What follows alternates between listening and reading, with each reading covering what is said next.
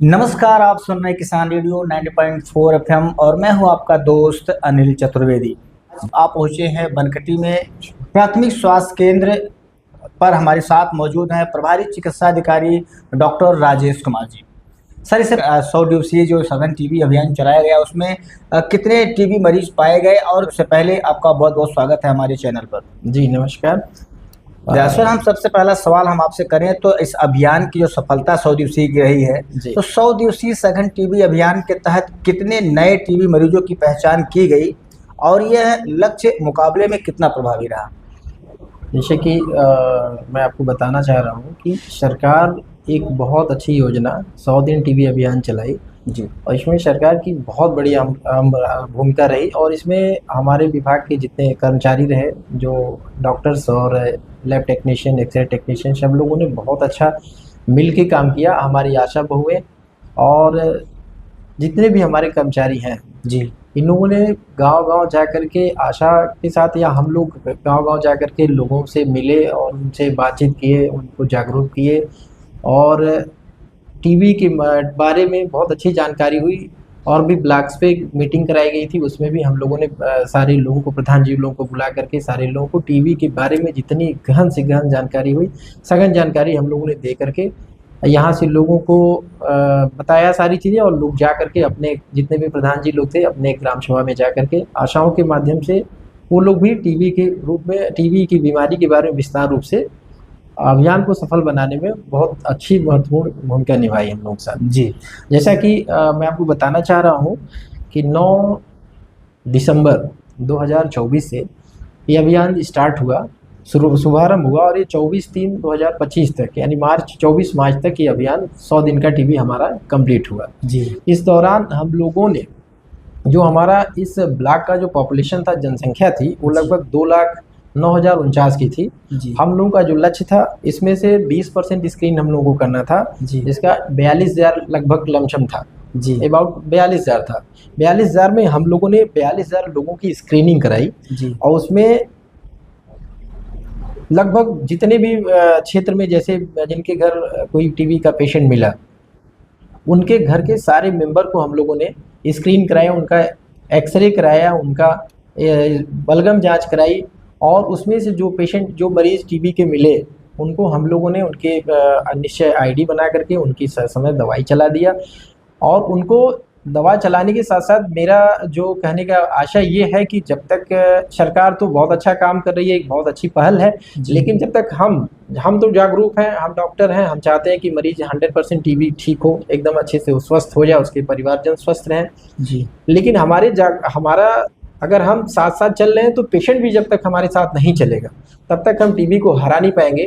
इसके पीछे सबसे बड़ा उद्देश्य ये है कि अगर हम दवा दे दिए, यहाँ से दवा ले गया पेशेंट, लेकिन अगर वो दवा सही समय पे नहीं खा रहा है, हो सकता है कि दवा कहीं फेंक दे, जी, तो हम लोग टीबी को मुक्त, टीबी भारत मुक्त नहीं कर पाएंगे, स्टेट नहीं, एक ब्लॉक नहीं मुक्त हो पाएगा। जी, ऐसे में मैं उन जनता से, उन लोगों से गुजारिश करता हूँ कि जिस घर में टीबी के पेशेंट मतलब पाए गए, उनके परिवारजन अपने सामने टीबी की दवा खाएं। ईमानदारी से अगर वो खा ले रहा है तो हम लोग टीबी को 100% हरा पाएंगे, ये जहाँ तक मेरा विश्वास है ये। जी, और इस टीबी के जो 100 दिन का अभियान चला, इसमें हम लोगों ने 130 टीबी के मरीज को में चिन्हित किया और उनका निश्चय आईडी बना करके, जी, और 130 मरीज को, इन लोगों को निश्चय पोषण पोटली वितरण का कार्यक्रम करा करके उनको हम लोगों ने पोटली वितरण दिया। जी, और इसमें से कुछ ऐसे भी पेशेंट पाए गए, जैसे एमडीआर जो होते हैं, मल्टी ड्रग रेजिस्टेंस होते हैं, जिनको दवाई फर्स्ट लाइन नहीं काम करती है, ऐसे लगभग 21 पेशेंट मिले हमको,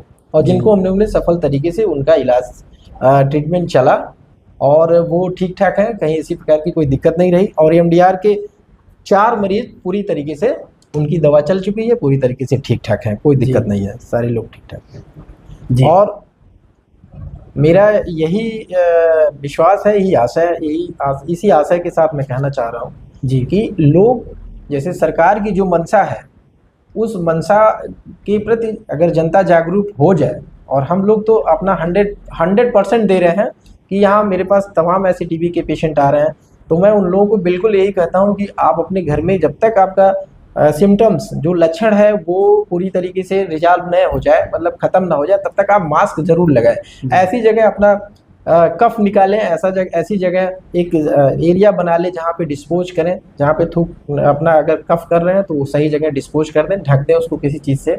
और उनका कमरा वेंटिलेटेड होना चाहिए, खिड़कीदार होनी चाहिए, रोशनदान होनी चाहिए पूरी तरीके से आसपास जो है, ताकि उनको घुटन न महसूस होने पाए। और अगर वो कहीं मार्केट में या कहीं परिवार में अगर मास्क नहीं लगा रहे हैं, वो कफ कर रहे हैं, चूँकि एक स्पुटम में लगभग 10 मिलियन बैक्टीरिया पाई जाती है। अगर वो कफ कर रहे हैं तो वो जाके कहीं पे पड़ा हुआ है, ड्राई हुआ और जा करके एयर में गया।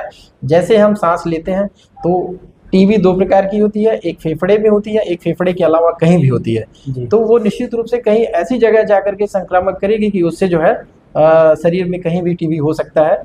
तो ऐसे में मैं यही कहना चाहूँगा कि थोड़ा सा जागरूक होने की ज़रूरत है, मास्क लगाएं, अपने बचें और दूसरे के बारे में सोचें जी, तब जा करके हम लोग इस अभियान को पूर्ण रूप से सफल कर पाएंगे जी। सर, हम आपसे ये भी जानना चाहेंगे कि इस अभियान के तहत बहुत सारी चुनौतियों का भी सामना करना पड़ा होगा। जी जी। तो ऐसे में हम आपसे ये जानना चाहते हैं कि उनके समाधान के लिए कौन कौन से कदम उठाए जाए। बिल्कुल, चुनौती आपने कहा, बहुत अच्छी बात कहा, क्योंकि ऐसे अभी कई परिवार हैं जो ये सोचते हैं कि अगर हम टीबी बता देंगे तो लोग हमसे थोड़ा सा मतलब हमारे से दूरी बनाएंगे, हम लोगों से बातचीत नहीं करेंगे।